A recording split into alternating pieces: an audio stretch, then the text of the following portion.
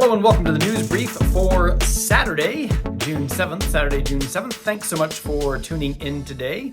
A day late and a dollar short. I just didn't have time to do it on Friday. I'm trying to do some catch-up work with the various things after being gone this week on our priest retreat, which was excellent. We had a really good speaker this year, and it was good to be with the priests, really good attendance, possibly just with all the things going on. You know, we have a new archbishop who was there for most of the retreat, and I got a chance to talk to him a little bit, and he's just, getting acclimated and everything. So pleasant conversations thus far. And then Archbishop Naumann was there for the whole time too. And so it was just nice. And we also honored the jubilarians, those who are celebrating 25 or 30 or 40 or 50 years of priesthood. And Archbishop Naumann was celebrating his 50th. So that was neat to celebrate that with him as well. So what is happening this week here at our parish here at Good Shepherd? Well,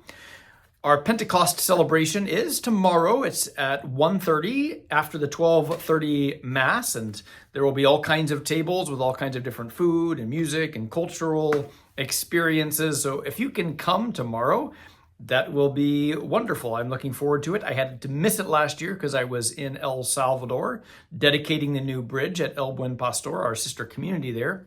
We have a delegation there right now, and I'm enjoying seeing the updates in my email each day, and I'm a little bit jealous that they are there, but I'm so happy that they are experiencing it. Just a wonderful, wonderful trip and a wonderful community down there. So keep them in your prayers.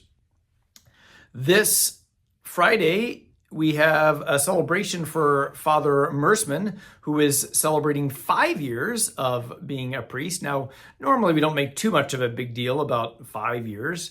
However, I did want to emphasize this because he really didn't have a party when he was ordained in 2020. It was in the thick of the pandemic, and there were all kinds of restrictions that really limited how he could celebrate. So we're trying to throw a good party for him this Friday. It's at Wilder Bluff Park, Friday from 4 to 8 p.m. So come whenever you can and celebrate with our community, honor Father Mersman, and thank him for his ministry as he will be leaving at the end of the month. There will be another kind of goodbye party for him after the Masses that final weekend that he is here.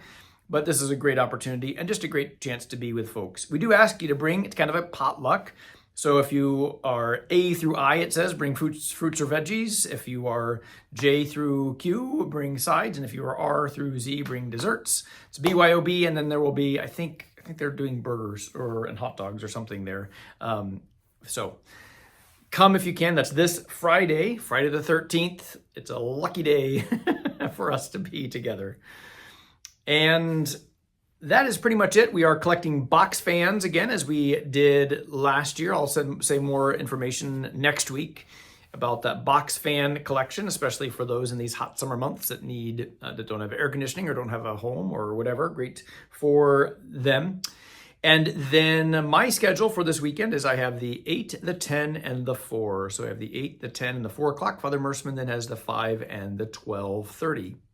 I did have a chance to meet with Father Wilson yesterday. That was another reason why I didn't get a chance to do the video.